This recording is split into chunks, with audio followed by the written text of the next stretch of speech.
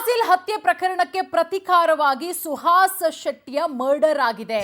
2022ರಲ್ಲಿ ಸೂರತ್ಕಲ್ನಲ್ಲಿ ನಡೆದಿದ್ದಂತಹ ಫಾಜಿಲ್ ಕೊಲೆ ನೋಡಿ, ಫಾಜಿಲ್ ಹತ್ಯೆಯ ಪ್ರಕರಣ ಅದರ ಪ್ರತಿಕಾರವಾಗೇನೆ ಸುಹಾಸ್ ಮರ್ಡರ್ ಆಗಿರೋದು. ಫಾಜಿಲ್ ಕೇಸ್ನಲ್ಲಿ ಪ್ರಮುಖ ಆರೋಪಿಯಾಗಿದ್ರು ಸುಹಾಸ್, ಜೈಲಿಗೆ ಹೋಗು ಕೂಡ ಬಂದಿದ್ರು. ಫಾಜಿಲ್ ಸಹೋದರ ಭಾಗಿಯಾಗಿರೋದು ಸುಹಾಸ್ ಶೆಟ್ಟಿ ಕೊಲೆ ಕೇಸಲ್ಲಿ. ಫಾಜಿಲ್ ಸೋದರ ಆದಿಲ್ ಕೂಡ ಈಗ ಕೊಲೆ ಆರೋಪಿ. ಫಾಜಿಲ್ ಸಹೋದರ ಆದಿಲ್ನನ್ನ ಪೊಲೀಸರು ಬಂಧಿಸಿ ವಿಚಾರಣೆಗೆ ಒಳಪಡಿಸಿದ್ದಾರೆ. ಕೊಲೆಗೆ ಕೊಲೆ ಅನ್ನೋ ರೀತಿಯಲ್ಲಿ, ಸೇಡಿಗೆ ಸೇಡು ಅನ್ನೋ ರೀತಿಯಲ್ಲಿ ಸೇಡು ತೀರಿಸ್ಕೊಳ್ತಾ ಇರೋದು ನೋಡಿ. 2022 ಜುಲೈ 19, 2022 ಜುಲೈ 28ನೇ ತಾರೀಕು ಫಾಜಿಲ್ನ ಬರ್ಬರ ಹತ್ಯೆ ಆಗಿರುತ್ತೆ. ಮೊನ್ನೆ ಸುಹಾಸ್ ಶೆಟ್ಟಿಯನ್ನ ಯಾವ ರೀತಿ ನಡು ರೋಡಲ್ಲಿ ಹತ್ಯೆ ಮಾಡಿದ್ರೋ ಅದೇ ರೀತಿಯಲ್ಲಿ ಫಾಜಿಲ್ನನ್ನು ಕೂಡ 2022 ಜುಲೈಯಲ್ಲಿ ನಡು ರಸ್ತೆಯಲ್ಲಿ ಅಟ್ಟಾಡಿಸಿ ಕೊಲೆ ಮಾಡಿರ್ತಾರೆ. ಆ ಕೊಲೆಗೆ ಪ್ರತಿಕಾರವಾಗಿ ಮಾಡಿರುವಂತಹ ಕೊಲೆ ಇದು.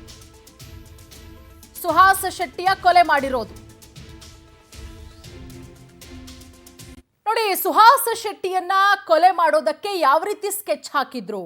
ಸುಮಾರು 15 ದಿನಗಳ ಹಿಂದೆಯೇ ಸಫ್ವಾನ್ ಗ್ಯಾಂಗು ಸ್ಕೆಚ್ ಹಾಕಿತ್ತು.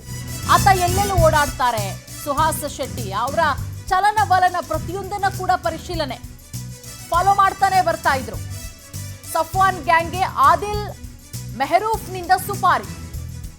6 ಆರೋಪಿಗಳಿಂದ ಸುಹಾಸ್ ಶೆಟ್ಟಿ ಮೇಲೆ ಹಲ್ಲೆಯಾಗಿರೋದು. ಮೊನ್ನೆ ಸಫ್ವಾನ್ ಮೇಲೆ 2023ರಲ್ಲಿ ಮಾರಣಾಂತಿಕವಾಗಿ ಹಲ್ಲೆ ಮಾಡಿರ್ತಾರೆ.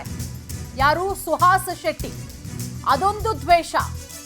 ಆಮೇಲೆ ಫಾಜಿಲ್ ಹತ್ಯೆ ಆಗಿರುತ್ತಲ್ಲ 2022ರಲ್ಲಿ, ಅವರಿಬ್ರು ಒಂದಾಗ್ತಾರೆ. ಸಫ್ವಾನು ಮತ್ತೆ ಫಾಜಿಲ್ನ ಸಹೋದರ